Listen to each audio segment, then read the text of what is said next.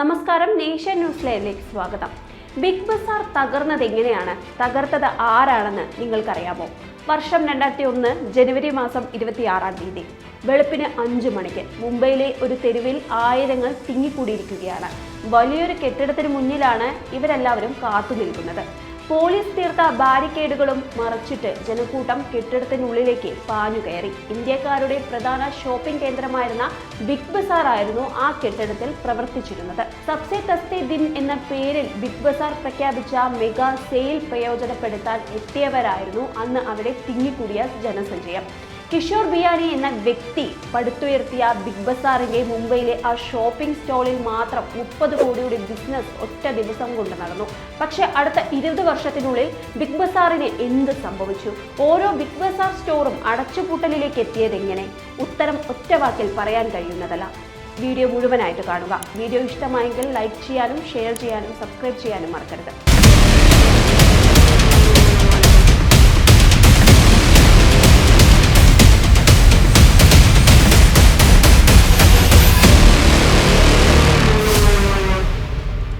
1981 കഥ ആരംഭിക്കുന്നത്.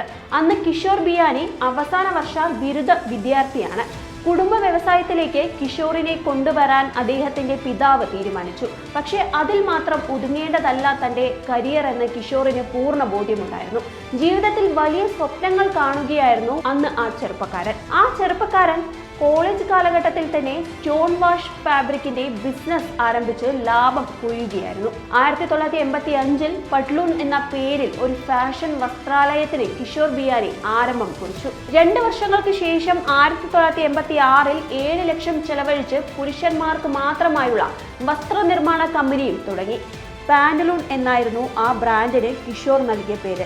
പാൻസിന് അതുവരെ കാണാത്ത രീതിയിലുള്ള ഫാഷൻ എലമെന്റ് കിഷോർ പാന്റലൂണിലൂടെ കൊണ്ടുവന്നിരുന്നു. 1994 ആയപ്പോഴേക്കും പാന്റലൂണിന് ഇന്ത്യയിൽ 74 ബ്രാഞ്ചുകളായി. അക്കാലത്താണ് ഇന്ത്യയിൽ റീറ്റെയിൽ ബിസിനസിന്റെ സാധ്യത കിഷോർ ബിയാനി മനസ്സിലാക്കിയത്. അങ്ങനെ കൊൽക്കത്തയിൽ തന്റെ ആദ്യത്തെ റീറ്റെയിൽ ഷോറൂം കിഷോർ ആരംഭിച്ചു. 10,000 ചതുരശ്ര അടിയിലായിരുന്നു ഷോറൂം നിർമ്മിച്ചത്. വൻ വിജയമായതോടെ 1999 രാജ്യത്തിന്റെ വിവിധയിടങ്ങളിൽ 13 മെഗാ സ്റ്റോറുകൾ കൂടി കിഷോർ സ്ഥാപിച്ചു. ഇന്ത്യയുടെ ഫാഷൻ റീറ്റെയിൽ ടൈക്കൂണായി കിഷോർ മാറി. അവിടെയും നിൽക്കുന്നതായിരുന്നില്ല കിഷോറിന്റെ ദീർഘവീക്ഷണം. ചെന്നൈയിലെ ശരവണ സ്റ്റോഴ്സിനെ കുറിച്ച് കിഷോർ വിശദമായി പഠനം നടത്തി. അക്കാലത്ത് തുണിത്തരങ്ങൾ തുടങ്ങി ആഭരണങ്ങൾ വരെ ശരവണ സ്റ്റോഴ്സിൽ ലഭ്യമായിരുന്നു. ഇതിൽ നിന്ന് പ്രചോദനം ഉൾക്കൊണ്ട് ഒരു ഹൈപ്പർ മാർക്കറ്റ് എന്ന ആശയം നടപ്പിലാക്കാൻ കിഷോർ തീരുമാനിച്ചു. അതിന് അദ്ദേഹം ഒരു പേര് നൽകി. അതാണ് ബിഗ് ബസാർ. 2001 കൊൽക്കത്ത, ബംഗളൂരു, ഹൈദരാബാദ് എന്നിവിടങ്ങളിലായി ബിഗ് ബസാറിന്റെ 3 ഷോപ്പിംഗ് മാളുകൾ പ്രവർത്തനം ആരംഭിച്ചു. വൻ വിജയമായതോടെ 100 ബിഗ് ബസാറുകൾ വിവിധയിടങ്ങളിലായി ഉയർന്നു.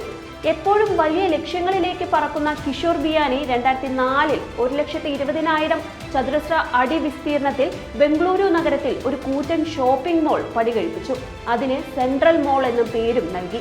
ഷോപ്പിങ്ങിനെ വിനോദമാക്കി മാറ്റിയെടുക്കാൻ നഗരവാസികളെ പ്രേരിപ്പിക്കുന്നതായിരുന്നു ആ കോൺസെപ്റ്റ്. 2006 തന്റെ വിവിധ വ്യാപാര ശൃംഖലകളെ ഒരു കുടക്കീഴിൽ കൊണ്ടുവരുന്നതിനായി ഫ്യൂച്ചർ ഗ്രൂപ്പ് എന്ന പേരിൽ കിഷോർ കമ്പനി ആരംഭിച്ചു. റീറ്റെയിൽ ബിസിനസ്സിൽ മുടിച്ചൂട മന്നനായി നിൽക്കുമ്പോഴാണ് കിഷോറിന്റെ കഷ്ടകാലം ആരംഭിക്കുന്നത്.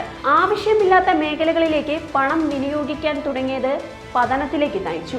ബിസിനസ് വികസിപ്പിക്കുന്നതിന് 1000 കോടിക്ക് മുകളിൽ കടമെടുത്തു. കിഷോറിന്റെ എല്ലാ പ്രതീക്ഷകളെയും കടപുഴുക്കിക്കൊണ്ട് 2008 ആഗോള സാമ്പത്തിക മാന്ദ്യവും വന്നുഭവിച്ചു. ബിഗ് ബസാർ അടക്കമുള്ള ഫ്യൂച്ചർ ഗ്രൂപ്പിന്റെ ബിസിനസ് തകർന്നടിഞ്ഞു. പ്രതിരോധിക്കാൻ കൂടുതൽ വായ്പകൾ കിഷോർ ബിയാനിക്ക് കടമെടുക്കേണ്ടതായി വന്നു. 2012 ആയപ്പോഴേക്കും 12,000 കോടിയുടെ കടത്തിൽ ബിയാനി മുങ്ങി. പലിശ അടയ്ക്കാൻ കഴിയാതെ വന്നതോടെ 1600 കോടി രൂപയ്ക്ക് പാന്റലൂൺസ് എന്ന തന്റെ വ്യവസായ ശൃംഖല കിഷോറിന് വിൽക്കേണ്ടതായി വന്നു. ആമസോൺ, ഫ്ലിപ്കാർട്ട് എന്നീ ഓൺലൈൻ വിപണന ഭീമന്മാരുടെ കടന്നുവരവ് കൂടിയായപ്പോൾ കിഷോർ ബിയാനിയുടെ പതനം ഉറയ്ക്കുകയായിരുന്നു. 2019 ഫ്യൂച്ചർ ഗ്രൂപ്പിന്റെ കടം 12,800 കോടിയായി. കോവിഡ് സൃഷ്ടിച്ച പ്രതിബന്ധങ്ങൾ തിരിച്ചു വരാൻ കഴിയാത്ത തരത്തിൽ ബിഗ് ബസാറിനെ തളർത്തി. ഇന്ന് ബിഗ് ബസാറിന്റെ 800ഓളം ഔട്ട്ലെറ്റുകൾ നടത്തുന്നത് റിലയൻസ് ഗ്രൂപ്പാണ്. നാഷൻ ന്യൂസ് ലൈവ്, സത്യം, ചരിത്രം, വർത്തമാനം.